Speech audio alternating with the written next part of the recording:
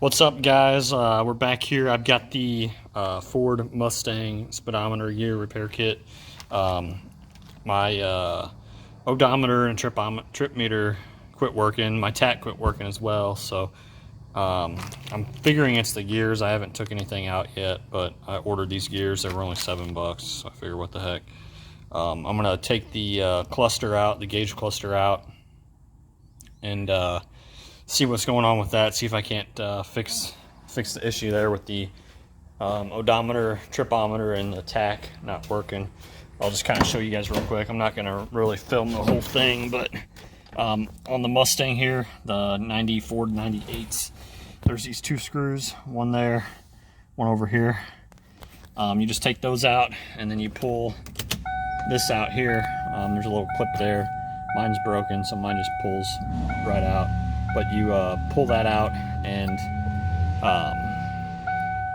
basically lets you pull the entire gauge cluster out. So I'm gonna get that stuff out, and then I might make another video once it's out. All right, guys, so I got the gauge cluster cover off.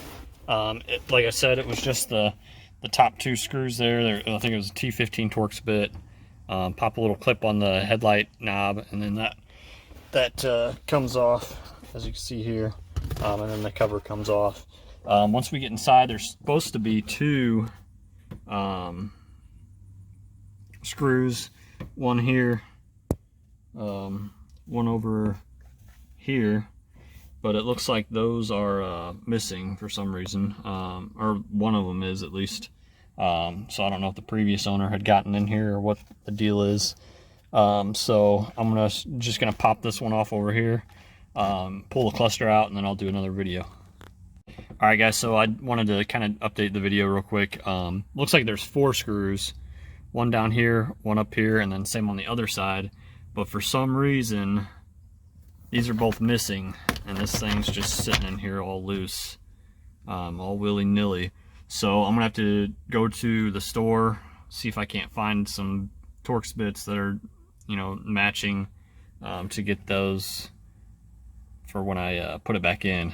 But yeah, so just 2 Torx bits on this too. I think it was T15 as well. Right there, and then this whole thing will pop out. All right, guys, so I got the cluster out. Once you get those screws off, there's just 2 harnesses, one on the left, one on the right. You can see them here. Pretty easy to pull out, and then there's the cluster. So I'm gonna get to working on this, and I'll let you guys know how it goes. All right, so I got the gauge cluster out, popped the cover off, popped the couple pieces off. It comes in 3 pieces here. I'll show you how this looks here. Just be careful when you're working on this part, because those needles are pretty breakable. Anyways, I got into this and realized that it already had new gears, which was kind of confused me because I didn't see any teeth missing or anything like that. So I wasn't really sure why my speedometer and odometer, or my odometer rather, was not working.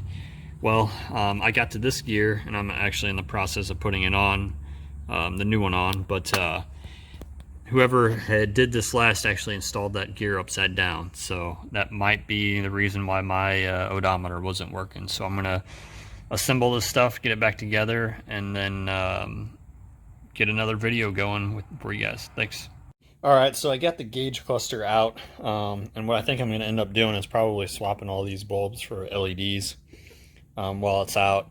But I figured out why the tach wasn't working. So let's see, this area here is where the tach connects to, and all these little lines here, that's where power travels through. So I was kind of following them around, and I noticed, let's see if I can get it to focus here. Let's see here, right here, there's like a nick right through the line that goes to the tach, right through the I don't know what they call this, like I'll just call it a wire though, and that's probably why the tach isn't working. So I'm not really sure how to fix that, but I'm gonna kind of Google around and see if I can't fix it, and then show you guys what the fix is for that. So stay tuned. All right, guys. So like I said in the previous video, whoever had installed the gears in this installed one upside down. So I guess that's why the odometer and trip meter weren't working. I did discover why the tach wasn't working, and it was right here. I'll get like a pointing tool here. It's like right there.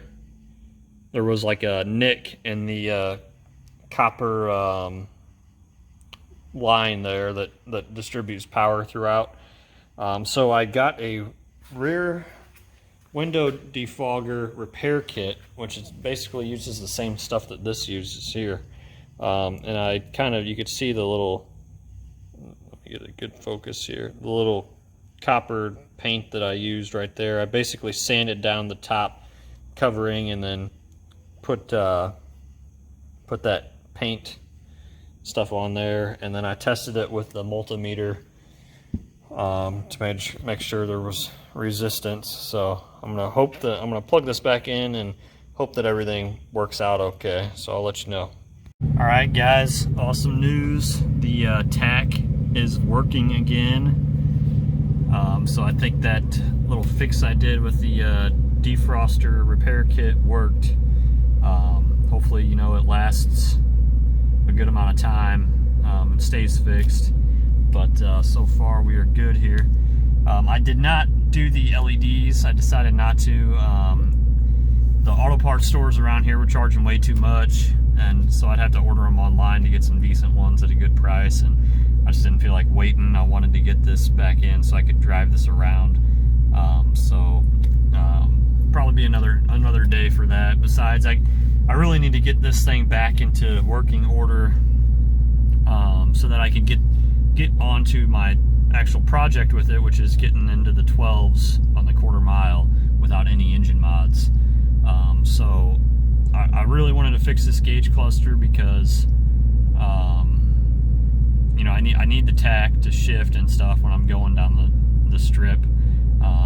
So I'm you know, trying to get the car into like a good drivable mode so that I can do that. But stay tuned for the next video. I'm going to be fixing the brakes next because those are rattling like crazy. Gonna get those taken care of, and then after that, transmission flush or transmission fluid change, radiator. I'm gonna do a coolant flush, and then, you know, after that I think I'm pretty well done. I'm gonna get the car weighed, get it dynoed, and then do the quarter mile. So track day is August 14th. That is the next like test and tune day, so I'm going to be trying to get to that, or get the car ready by then so I can run it then and get some baseline numbers on the quarter mile. So stay tuned for you know, the next upcoming videos, and we'll get those baseline numbers going and get this project on the roll.